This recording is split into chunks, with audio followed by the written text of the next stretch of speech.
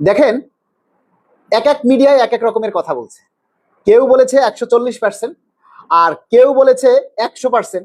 হ্যাঁ, এখন 100% বলতে যেটা বুঝায়, 100% বলতে যেটা বুঝায় সেটা হলো ডাবল, তাই না? আপনার বেতনের যার যার যে বেতন আছে সেটা ডাবল হওয়া। তো এখন মনে করেন যার বেতন 78,000 টাকা, একবার 1 নম্বর গ্রেড, তাহলে সেটার যদি ডাবল হয় তাহলে কত হয়? সুতরাং এই বিষয়টা আমি আপনাদেরকে বলবো যে এই বিষয়টাতে আপনারা আমাদের কথায়ও কান দিয়েন না। আমরাও এই ব্যাপারটা বলি না যে সর্বনিম্ন 20,000-ই হবে বা সর্বনিম্ন 25,000-ই হবে, এই ব্যাপারটা আমরা শিওর বলতে পারতেছি না, কারণ এটা গেজেটের উপরে নির্ভর করবে। এখন আজকে যেটা আমরা দেখলাম যে মন্ত্রিসভায় একমত হয়েছে যে 2 বছরের মধ্যে পে স্কেল বাস্তবায়ন হবে। দেখেন, আমি একটা পোস্ট দিয়েছি আজকে যে আলহামদুলিল্লাহ আমাদের দাবির প্রেক্ষিতে আমাদের পে স্কেল 2 বছরের মধ্যে বাস্তবায়ন হবে। আচ্ছা, এই যে কথাটা দিয়ে আপনারা কি বুঝছেন বলেন তো? যে পে স্কেল সরকার সচিব কমিটিরা একমত হয়েছে পে স্কেল 2 বছরের মধ্যে বাস্তবায়ন হবে। ইতিপূর্বে আমরা যেটা শুনেছি যে পে স্কেল বাস্তবায়ন করতে 3 বছর লাগবে সরকারের, 3 বছর বসে পে স্কেল বাস্তবায়ন করবে। এখন সেখান থেকে আমাদের দাবির প্রেক্ষিতে 1 বছর কমে গেছে, 2 বছর লাগবে। তো 2 বছরের মধ্যে পে স্কেল বাস্তবায়ন হবে। এখন দেখলাম ওই পোস্টে কিছু মানুষ কমেন্ট করতেছে যে তাহলে কি 2 বছর পরে পে স্কেল হবে? এই একটা কথা নিয়ে আমার কাছে যে কত ফোন আসছে, কত মেসেজ আসছে, যেগুলি আপনাদেরকে না দেখালে আপনারা বুঝতে পারবেন না। মানে সবার কথাই একটাই যে ভাই তাহলে কি পে স্কেল 2 বছর পিছিয়ে গেল? আরে ভাই, আপনারা কি পড়াশোনা বাংলা বোঝেন না? হ্যাঁ, আপনারা কি বাংলা বোঝেন না? আমি লিখেছি 2 বছরের মধ্যে পে স্কেল বাস্তবায়ন হবে। 2 বছরের মধ্যে বলতে এখন আপনাকে মূল বেতনের পুরাটা দেবে, তার কিছুদিন পরে আপনাকে হয়তো বাড়ি ভাড়া দেবে, তার কিছুদিন পরে হয়তো অন্যান্য ভাতা দেবে, হয়তো 2 ধাপ করে বা 3 ধাপ করে 2 বছরের মধ্যে এটাকে বাস্তবায়ন করবে। কথা হলো এটা। এখন অনেকে বুঝে গেছে পে স্কেল 2 বছরের পরে হবে। আচ্ছা, মানুষ কি, এই ছাত্ররা না হয় এখন পড়ালেখা করে না, ঠিক মতো পাস করতে পারে না, যারা সরকারি চাকরি নিচ্ছেন, আপনারা তো পড়ালেখা করিয়া পাশ করিয়া তারপরে এই সরকারি চাকরিতে ঢুকছেন, আপনারা এই সহজ বাংলা ভাষাগুলি কেন বোঝেন না? 2 বছরের মধ্যে বাস্তবায়ন হবে আর 2 বছর পরে বাস্তবায়ন হবে, এই দুইটা কথা কি এক? বলেন তো।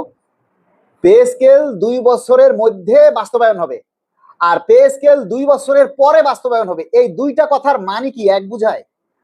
এইটুকু বোঝার ধারণ, এই কথাগুলি এইটুকু বোঝার সক্ষমতা আপনাদের নেই? বলেন। মানুষ অনবরত ফোন দিচ্ছে, অনবরত ফোন দিচ্ছে, ফোন দিয়ে কথা একটাই যে ভাই শুনলাম 100% নাকি বৃদ্ধি হবে। তাহলে 100% বৃদ্ধি পেলে কি হবে? আবার কইবো যে ভাই 2 বছর পরে কি পে স্কেল বাস্তবায়ন, আমরা কি বলছি কখনো 2 বছর পরে বাস্তবায়ন হবে?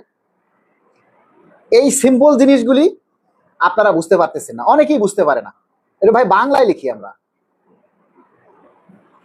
আমরা ফেরেশতা না, আমরা যতটুকু জানি আপনাদেরকে ততটুকু জানানোর চেষ্টা করি, কেননা আপনারা জানার অপেক্ষায় থাকেন, এই জন্য বলি।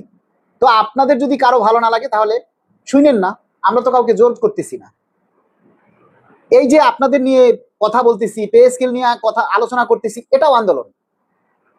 খালি ওই অফিস আদালত বন্ধ করে দিব, অফিস আদালতে তালা মাইরা দিব, রাজপথে নাইম না রাজপথ ফাটাইয়া ফেলাবো, হ্যাঁ ভাইঙ্গা চুরা ফেলামু, হমং কর্ম তমং কর্ম, এটাকে আন্দোলন বলে না। এটা আন্দোলন নয়। সরকারি কর্মচারী হয়ে আপনি এই ভাইঙ্গা আলামু, সিরিয়া আলামু, ভাইরা আলামু, এই কথা আপনি বলতে পারেন না। এইটা বলার সময় নেই, এই কথা বলার সময় বা সুযোগ এখন আর নেই। কেন নেই? কারণ সরকার পে স্কেল বাস্তবায়নের জন্য তোড়জোড় ভাবে দ্রুতভাবে কাজ করতেছে। আমরা এটা বুঝি যে আমরা 11 বছর অপেক্ষা করেছি, আমাদের পেটে ক্ষুধা, আমরা আর সহ্য করতে পারতেছি না, আমাদের অভাব বেশি, দ্রব্যমূল্যের দাম বেশি, আমরা যে বেতন পাই তা দিয়ে আমরা চলতে পারতেছি না, আমরা সব বুঝি ভাই। কিন্তু বুঝলে কি করব বলেন? আমরা কি সরকারের মাথায় বাড়ি মারতে পারবো? বলেন। আপনি যদি দেশের প্রধানমন্ত্রী হতেন এই মুহূর্তে, ধরুন আপনি এই দেশের প্রধানমন্ত্রী, তাহলে আপনি কয় বছরের মধ্যে বা কয় মাসের মাথায় পে স্কেল দিতে পারতেন? আপনি কয় বছরের মাথায় পে স্কেল দিতে পারতেন আমাকে একটু বলেন তো। আপনি মনে করেন যে আপনি এই দেশের প্রধানমন্ত্রী এখন, তাহলে আপনি কয় বছরের মাথায় আমাদেরকে পে স্কেল দিতে পারতেন? আপনি হলে কি করতেন? এই সরকারের বয়স হলো মাত্র 6 মাস, তাই না? তা এই 6 মাসের মধ্যে সরকার একটা পে স্কেল, এত বড় একটা প্রজেক্ট, এটা বাস্তবায়ন করার উদ্যোগ নিয়েছে, মহান সংসদে ঘোষণা দিয়েছে, সেটার জন্য কমিটি করা হয়ে গেছে, সমস্ত প্রসেস শেষ, এখন শুধু মন্ত্রিসভায় অনুমোদন বাকি। আমরা অস্থির হয়ে যাই। এটা বুঝি আমরা কেন অস্থির হচ্ছি। এখন অস্থির হইলে কি আমাদের সবকিছু আদায় হয়ে যাবে? অস্থিরতা হইলে তো চলবে না, দাবিটা জোরালো করতে হবে। আমরা যে সবাই দাবি করছি, এই দাবিটা জোরালো করতে হবে। সরকারকে বুঝাতে হবে যে না, আমরা অভাবে আছি, আমরা কষ্টে আছি, আমরা সংসার চালাতে পারছি না। এই দাবিটা জোরালো করতে হবে। এই দাবিটা তো জোরালো হচ্ছে না। আপনারা বলেন কয়জন এই দাবিটা জোরালো করতেছে? আর আপনারা বলেন, অনেকেই বলেন যে ভাই মিটিং এর পর মিটিং, মিটিং এর পর মিটিং, এত মিটিং লাগে। আচ্ছা বলেন তো, সচিব কমিটি, এই সরকার আসার পর সচিব কমিটি এই পর্যন্ত কয়শো মিটিং হয়েছে? কয়শো মিটিং করছে আপনারা একটু বলেন তো। এই পর্যন্ত সরকারের কয়শো মিটিং হয়েছে বলেন? কয়টা মিটিং হয়েছে? কারো যদি জানা থাকে একটু বলেন তো, এই পর্যন্ত সচিব কমিটি কয়টা মিটিং করছে বলেন, কার জানা আসছে? আমি আজকে মানে নিজেকে খুব কন্ট্রোল করতেছি যে আমি কাউকে গালাগালি করব না। যারা অসভ্যতামি করছে, যারা বিভিন্ন ভাষায় বাজে মন্তব্য দিয়ে কমেন্ট করছে, তাদের কমেন্ট পড়েই না আমি স্কিপ করে দিচ্ছি, মানে অ্যাভয়েড করতেছি। মানে আমি তাদেরকে অ্যাভয়েড করতেছি, মানে অবহেলা করতেছি। ঠিক আছে? এই যে মাহমুদ আলম লেখছেন, আশায় আছি একদিন হবে মালিক ভাই, এটাই হলো বড় কথা। একদিন পে স্কেল হবে, এটাই হলো সবচেয়ে বড় কথা। এবং এই যে আজ হচ্ছে, কাল হচ্ছে, পরশু হচ্ছে, এভাবে হতে হতে দেখবেন একদিন হয়ে গেছে। এভাবে হতে হতে দেখবেন একদিন হয়ে গেছে।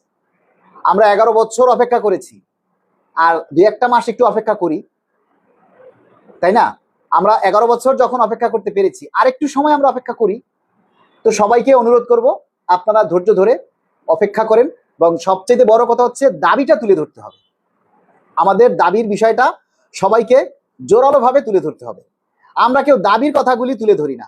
এই যে দেখেন, আমরা বাংলাদেশ সরকারি কর্মকর্তা কর্মচারী কল্যাণ সমিতির আমি সভাপতি এবং আমাদের মহাসচিব আশিকুল ইসলাম, আমরা দুইটা মানুষ আপনাদের এই দাবির কথাগুলি প্রতিনিয়ত আমরা তুলে ধরছি। এটা কি আন্দোলন না? প্রতিনিয়ত আমাদের কষ্টের কথাগুলি, আপনাদের কষ্টের কথাগুলি আমরা তুলে ধরছি। এগুলি কি আন্দোলন না?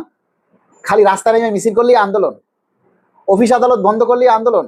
আপনি পারবেন আপনার অফিস বন্ধ করতে? কে কে অফিস বন্ধ করতে পারবেন বলেন? তাহলে আমরা অফিস আদালত বন্ধ করার কর্মসূচি দিব। বলেন এই মুহূর্তে কারা কারা আপনার অফিস বন্ধ করতে পারবেন? কার কার সেই হ্যাডম আছে? মুখে অনেক কিছু বলা যায় ভাই, কিন্তু বাস্তবে রূপান্তর করা কঠিন। অনেক কিছু মুখে বলা যায়, কিন্তু বাস্তবে রূপান্তর করা যায় না। আপনি একটা সরকারকে নিয়ে একটা বাজে মন্তব্য করেন, একটা পাবলিক যদি সরকারকে নিয়ে বাজে মন্তব্য করে, দেখেন ধুমধাম অ্যারেস্ট হয়ে যাচ্ছে। আর আপনি সরকারি চাকরি করে আপনি যদি একজন মন্ত্রীকে নিয়ে, সরকারকে নিয়ে বাজে মন্তব্য করেন, তাহলে আপনার অবস্থা কি হতে পারে? কেন বাজে মন্তব্য করবেন? আপনি দাবি করেন, আপনাকে তো কেউ দাবি করতে না করতেছে না, না করতেছে।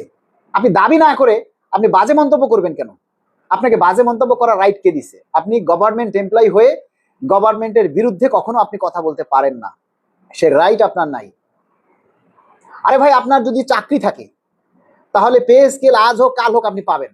আপনার যদি চাকরি না থাকে তাহলে কাল যদি পে স্কেল হয় তাহলে আপনি তো পাবেন না। পাবেন? আপনার মনে করেন গাছ আছে, ফল আজ হোক কাল হোক ফল হবে, তাই না? আর আপনার যদি গাছই না থাকে তাহলে আপনার ফল আসবে কোথা থেকে?